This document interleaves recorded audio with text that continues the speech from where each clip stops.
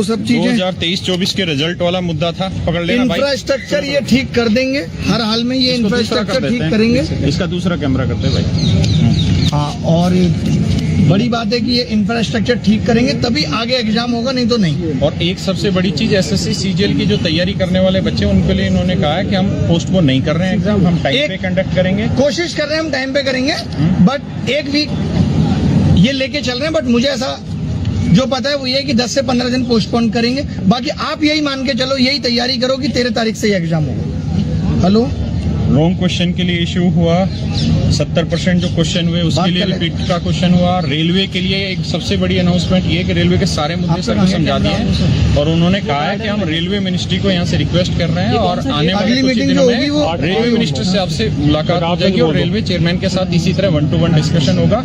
इस मीटिंग में था क्या कि एसएससी चेयरमैन साहब भी बैठे हुए थे सामने और मंत्री साहब बैठे हुए थे, इधर मंत्री साहब के पीएस उन्होंने उन्हीं को काम असाइन कर दिया, रेलवे का भी। यानी ऐसा नहीं है कि मुद्दा नहीं उठाए, मुद्दा हर एक चीज पे उठाए। और बात अगर आज यहाँ तक पहुंची है तो आगे सूरत और भी ज्यादा बदलेगी। आप एकदम परेशान ना हो, हर एक मुद्दे पे बात हुई।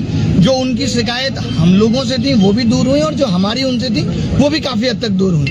अब देखते हैं कि ये चीजें रियलिटी में कहाँ तक जाती हैं। सबसे बड़ी चीज जो है वो ये है कि अब सारी चीजों को टाइम बाउंड कर रहे हैं। जो सेंटर्स आ रहा है जैसे राजस्थान से अंडमान पे, तो इस पे चेयरमैन साहब को जवाब देना नहीं बन पाया।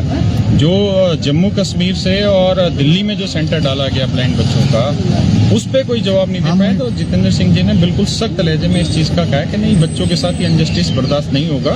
बच्चों को टाइमली ये सारी चीजें होनी चाहिए और नजदीक में ही उनको सेंटर दिया जाए। जो उनकी सेंटर्स वाली जो बात थी वो इन्होंने साफ कह दिया कि सेंटर्स हम अब नजदीक देंगे, या जो 3 प्रेफरेंस है उन्हीं में से देंगे। और एग्जाम में जो दिक्कत है सर्वर की है, ये सब इशू आ रहे हैं, ये सब इशू अब नहीं आएंगे। इस सब चीजों पे मुझे लगता है अप्रोक्स 2 घंटे के आसपास, 1.5-2 घंटे के आसपास इन सब चीजों पे बात हुई, एक एक करके। तुम भी कर लो, स्टार्ट करो तुम। नहीं लाइव, अरे ये तो मेरा इंस्टाग्राम में तो चलता रहेगा लाइव। नहीं हम कॉपी होगा ना। अच्छा ठीक है, नहीं हम कॉपीराइट थोड़ी लगाते हैं।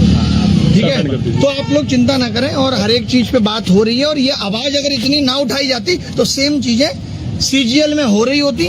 कम से कम ये चीजें अब सीजीएल में नहीं होंगी। इस बात पे भी मुद्दा उठा दिया है कि आप ये पैसा एक्स्ट्रा लेके और वापसी का पंगा ना करें। या तो आप रेलवे का जो फॉर्म है उतने रुपए का ही भराएं।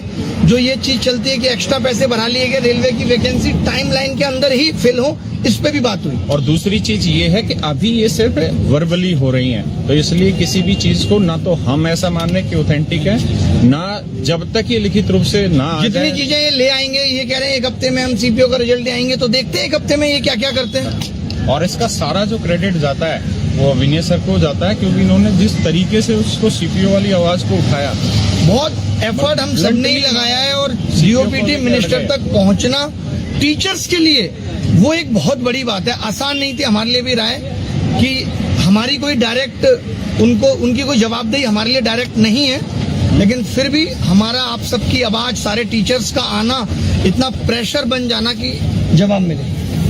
नमस्कार, डरा रहे हो आप तो।